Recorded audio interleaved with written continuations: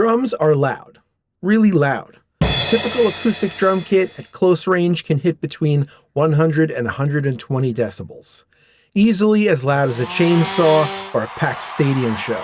So the first and most important question when planning a home studio for drum recording: can you make noise where you live? Welcome to Sound Better Slider. If the answer is no, stay tuned for an upcoming video on building virtual drum setups with MIDI and electronic kits. But if you can make some noise and you're aiming for professional, mic'd up acoustic drum recordings, then this video is your roadmap. Please subscribe, it keeps the channel alive. The heart of a drum studio is the kit itself. You want a great sounding drum set that stays set up. Consistency is everything. Moving your kit in and out of closets or tearing it down between sessions throws off mic placement and tuning. How many mics do you need? At minimum, 3. One for the kick, one for the snare, and one overhead. That'll get you a solid vintage style sound.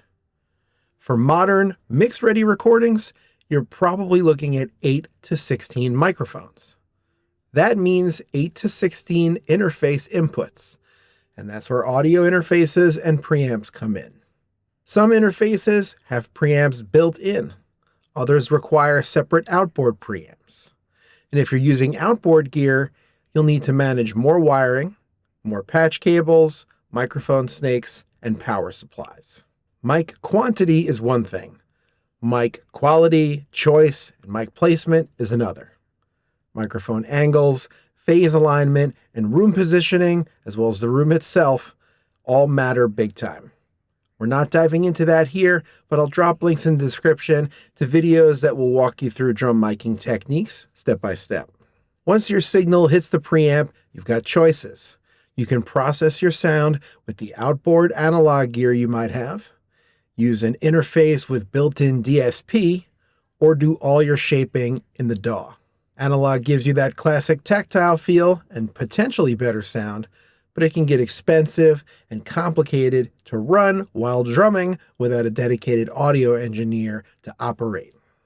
Onboard interface DSP is efficient and often zero latency or close to it, but you'll be committing to those processors, so they'd better not be doing anything too extreme that you'll want to undo.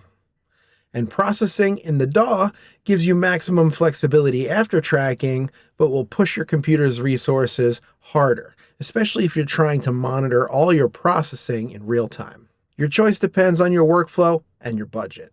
Speaking of DAWs, choose one that supports your workflow. For pure drum tracking, almost any DAW will do, but if you're sending files to producers or collaborators, it helps sometimes to use the DAW that they're using, or at least one that makes exporting individual tracks at full quality easy. Also, some DAWs offer better drum editing tools than others, like making a composite of multiple takes on multiple mics, or automatic transient detection and quantizing audio for multi-microphone recordings. Monitoring is critical. The drummer needs to hear clear, isolated headphone mixes to play tightly. Closed back headphones are standard, and make sure your headphone amp can push enough volume without distorting, especially if you're tracking with a loud kit nearby, which, if you're drumming, you are. Also consider a talkback mic setup, so if you're drumming and you have either an engineer, producer, musician working with you, you can talk to them from behind the glass or across the room. Latency is the hidden enemy of tight grooves. If your audio interface has high latency, drummers will feel off, even if it's just a few milliseconds. Aim for interfaces with low latency modes. Some even allow direct input monitoring, bypassing the DAW entirely until it's mixing time. Soundproofing and acoustic treatment are different. You don't want to just stop sound from escaping if you can. You want to shape how it behaves inside the room. Since you're working with a space that you didn't design to be a drum room, you have to work with what you have and make the best of it. Start with the basics and watch this video. If you're recording drums for remote sessions, you won't have the luxury of being the first player on the track, so a solid click track setup is key. Some interfaces or headphone systems let you route the click to the drummer only. Otherwise, everyone will hear the same amount of click. Just make sure that the click is loud and clear while not bleeding sound out into your drum mics. So whether you're recording for a band that you're in, building a portfolio as a session drummer, or just want killer drums on your solo project, building a home studio for acoustic drum sessions is totally doable if you have the space, you're ready for the volume, the gear, and the workflow that comes with it.